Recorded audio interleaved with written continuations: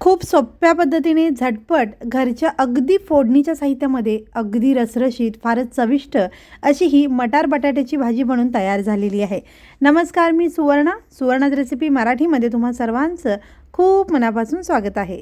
ही भाजी बनवण्यासाठी जास्तीचे कुठलेही खडे मसाले लागणार नाही आहेत किंवा विकतचा कुठलाही पावडर मसाला लागणार नाही आहे. आपण रोजच्या भाजीसाठी जी फोडणी करतो त्या फोडणीच्या साहित्यामध्ये अशी ही रसरशीत आणि फार चविष्ट भाजी बनवून तयार होणार आहे. तर यासाठी इथे मी मध्यम आकाराचे 2 कच्चे बटाटे घेतले, याची साल काढून याचे काप करून घेतले, अशा चौकोन आकारामध्ये फोडी करून घेतल्या. या फोडी स्वच्छ धुवून पाण्यामध्ये ठेवल्या म्हणजे या काळ्या पडणार नाहीत. आणि इथे 1 वाटी मी मटार घेतलेला आहे. आता बाजारामध्ये असा हा ताजा मटार भरपूर मिळतो, तर हा ताजा मटार तुम्ही वापरू शकता किंवा तुमच्याकडे जर फ्रोझन मटार असेल तर तो वापरला तरी चालेल. तर या बटाट्याच्या अर्धा मी मटार घेतलेला आहे, पण याचं प्रमाण तुमच्या आवडीप्रमाणे कमी जास्त करू शकता. तर आता या भाजीसाठी आपल्याला कुठलाही तयार पावडर मसाला वापरायचा नाही आहे. तर इथे मी 1 चमचा धणे घेतलेले आहेत, अर्धा चमचा जिरे, 5 ते 7 लसणाच्या पाकळ्या आणि इथे एक छोटासा तुकडा आल्याचा घेतलेला आहे. धणे जिरे भाजलेले नाही आहेत, असेच आपल्याला पावडर करायचे किंवा तुमच्याकडे जर धणे जिरे पावडर असेल तर त्याचा वापर या भाजीमध्ये तुम्ही करू शकता. यासोबतच इथे मी 2 मोठ्या आकाराचे कांदे बारीक असे कापून घेतलेले आहेत आणि इथे 2 मध्यम आकाराचे टोमॅटो घेतलेले आहेत. टोमॅटो मी कापून घेतलेले नाही आहेत, कारण या टोमॅटोची मी बारीक अशी पेस्ट बनवून घेणार आहे, म्हणजे या भाजीला छान दाटसरपणा येतो, मस्त अशी ग्रेव्ही तयार होते. तर आता सगळ्यात आधी आपल्याला जे साहित्य घेतलेलं आहे ते मिक्सरला फिरवून घ्यायचं आहे. तर इथे मिक्सरच्या भांड्यामध्ये मी धणे आणि जिरे काढून घेते. यासोबत आलं आणि लसूण आपल्याला फिरवून घ्यायचं आहे, पण हे धणे जिरे थोडंसं मिक्सरला फिरवून घ्यायचं, मग आलं आणि लसूण घालायचं, म्हणजे या धणे जिरेची चांगली पावडर होते. तर धणे जिरे चांगले मिक्सरला फिरवून घेतले, त्यानंतर आलं लसूण घातलं आणि हे सुद्धा थोडंसं फिरवून घेतलं आणि यानंतर मग आपल्याला टोमॅटो यामध्ये कट करून घालायचं आहे. आता हे सगळं साहित्य जर एकत्रच घातलं तर टोमॅटो ओला असतो, त्यामुळे धणे जिरे आलं लसूण हे व्यवस्थित बारीक होणार नाहीत, लसणाचे आल्याचे तुकडे राहू शकतात. त्यामुळे अशा पद्धतीने आपल्याला हे वाटून घ्यायचं आहे. आता हा टोमॅटो ओलाच असतो, त्यामुळे पाणी न घालताच ही टोमॅटोची अशी बारीक पेस्ट बनवून घेतलेली आहे. आता ही छान पेस्ट तयार झाल्यानंतर भाजी करायला घेऊयात. तर कढईमध्ये मी 2 चमचे तेल घातलेलं आहे आणि अगदी पाव चमचा जिरे घातलेले आहेत, कारण वाटणामध्ये आपण जिऱ्याचा वापर केलेला आहे. जिरे चांगले फुलू द्यायचे आणि त्यानंतर बारीक चिरलेला कांदा घातलेला आहे.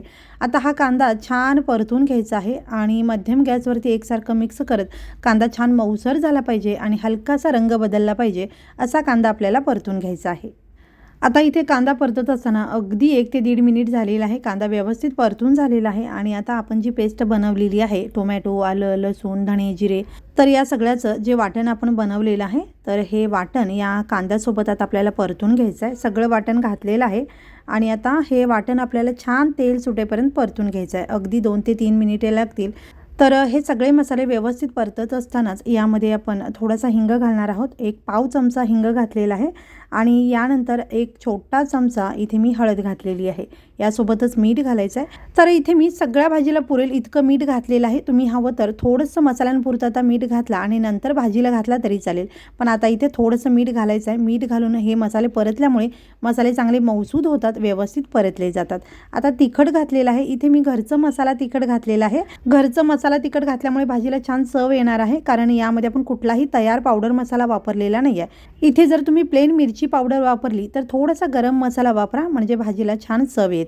आता सगळा मसाला मस्त तेल सुटेपर्यंत परतून घेतला आणि आता याच्यामध्ये जो बटाटा कापून पाण्यामध्ये ठेवला होता, तर हा सगळा बटाटा काढून मी या मसाल्यांमध्ये घातलेला आहे.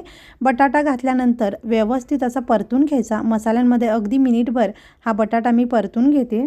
तर हा बटाटा अगदी मिनिटभर व्यवस्थित असा मसाल्यांमध्ये परतून घेतला आणि आता याच्यामध्ये आपल्याला पाणी घालायचं आहे. तर इथे साधारण 1 ग्लासभर पाणी घातलेलं आहे आणि पाणी घातल्यानंतर ही भाजी व्यवस्थित अशी मिक्स करून घेते.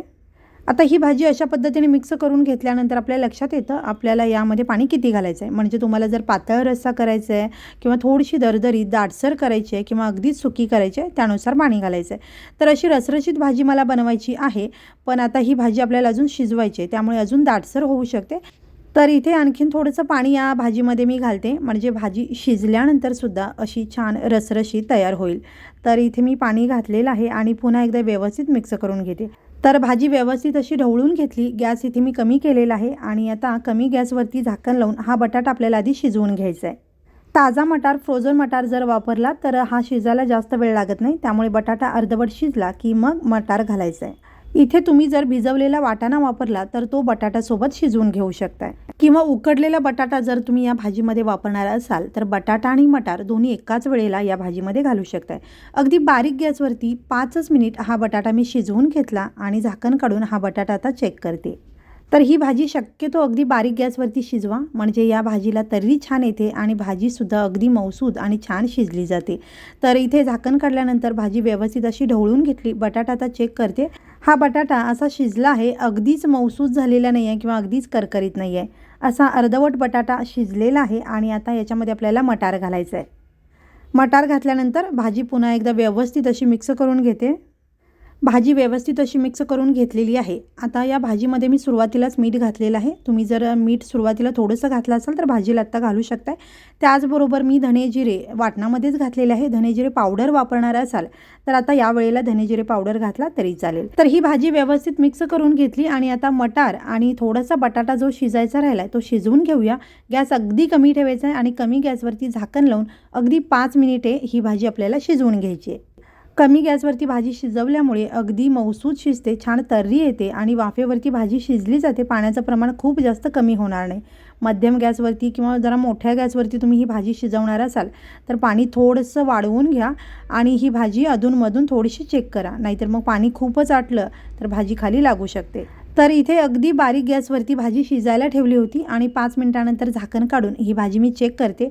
सगळ्यात आधी मटार चेक करते. मटार अगदी मऊसूद शिजलेला आहे. यानंतर बटाटा चेक करते. तर बटाटासुद्धा अगदी छान मऊसूद शिजला आहे, अगदीच गिरगिरीत झालेला नाही आहे. पण तुम्हाला जर अगदीच सॉफ्ट बटाटा शिजवायचा असेल तर आणखीन 2 ते 3 मिनिटे बारीक गॅसवरती झाकण लावून ही भाजी ठेवा, म्हणजे छान मऊसूद बटाटा शिजला जाईल. आता ही भाजी तयार झालेली आहे. आता या भाजीमध्ये टोमॅटोची पेस्ट वापरल्यामुळे या भाजीला अगदी हलकीशी आंबूस चव येते. पण तुम्हाला अशी आंबूस चव नको असेल तर ती बॅलन्स करण्यासाठी अगदी चिमूटभर साखर या भाजीमध्ये तुम्ही घालू शकताय. आता बारीक चिरलेली कोथिंबीर घातलेली आहे आणि पुन्हा एकदा ही भाजी व्यवस्थित मिक्स करून घेते. तुम्हाला जर कसुरी मेथी आवडत असेल तर या भाजीमध्ये चमचाभर कसुरी मेथी चुरून घातला तरी चालेल. आता भाजी तयार झालेली आहे. गॅस बंद करून ही भाजी काढून घेते.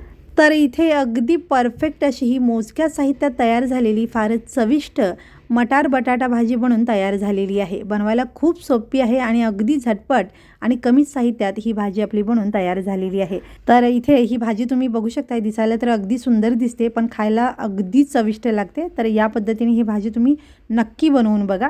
तर ही भाजी आता डिशमध्ये काढून घेऊया. परफेक्ट अशी ही मटार बटाटा भाजी आपली बनून तयार झालेली आहे.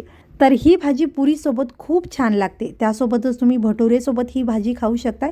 चपाती, भाकरी, रोटी, नान, फुलका यासोबतसुद्धा ही भाजी खूप छान लागते. आणि अशी थोडीशी रसरशीत केला तर भातासोबतसुद्धा अतिशय सुंदर लागते ही भाजी. तर अगदी फोडणीच्या साहित्यामध्ये तयार होणारी झटपट, बनवायला सोपी आणि अगदी चविष्ट अशी ही मटार बटाटा भाजी तुम्हीसुद्धा या पद्धतीने बनवून बघा. आणि तुम्हाला जर हा व्हिडिओ आवडला असेल तर व्हिडिओला लाईक, शेअर आणि चॅनलला सबस्क्राईब करा. व्हिडिओ पाहिल्याबद्दल खूप धन्यवाद.